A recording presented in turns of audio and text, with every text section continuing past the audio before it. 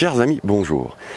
Il vous arrive de temps en temps de vous retrouver dans une situation telle que celle-ci, c'est-à-dire que vous êtes en avance un petit peu par rapport à la partie qui est devant vous, vous attendez un petit peu sur le départ et vous n'avez pas envie de vous refroidir physiquement. Il s'est juste passé quelque chose, c'est que vous avez le trou d'avant, vous l'avez joué magnifiquement, donc vous avez gagné du temps.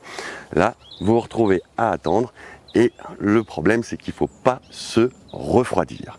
Donc voici 2 ou 3 petits exercices pour ne pas vous refroidir. Parmi les choses à faire, vous avez la première, la plus simple, qui est de faire des mouvements au ralenti en essayant de bien bouger tout le corps et de rester le plus souple possible. Vous avez d'autres mouvements, surtout d'étirement, où à ce moment-là, vous pouvez vous aider du club pour essayer d'étirer l'arrière des jambes. Ah, ça fait du bien, mais dès que vous avez un exercice d'étirement, n'hésitez pas, vous en connaissez sûrement d'autres. Dès que vous tapez dans la rotation, n'hésitez pas à faire du droite, du gauche et surtout à essayer de bien vous étirer même en mettant le club derrière les fesses avec les mains vers l'avant et là vous tournez.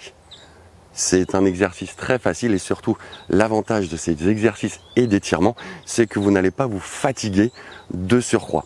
Donc n'hésitez pas à faire ce genre de mouvement, surtout des étirements, des faux swings de golf, mais des swings de golf qui vont vers un objectif le plus relâché possible. Ça vous aidera à rester au chaud. Un dernier exercice et je vous laisse sur le parcours. Ce dernier exercice est particulièrement efficace quand vous commencez à vous refroidir. Donc c'est surtout l'hiver, l'automne, le printemps, les températures descendent. Là aujourd'hui, on est en plein été, il fait chaud. En général, ça ne sert pas à grand chose. Étirez-vous, c'est le principal. Mais quand vous commencez à vous refroidir nettement, là n'hésitez pas à chercher un petit endroit à côté du départ où vous avez un petit rough. Surtout pas un gros rough épais jusqu'au genou, un petit rough. Et vous vous équipez de votre sandwich et vous faites des swings les uns derrière les autres sans vous arrêter. Cet exercice est particulièrement bien parce qu'avec le sandwich, vous avez un poids de club qui vous entraîne et qui vous emmène, donc qui vous remet dans un swing de golf.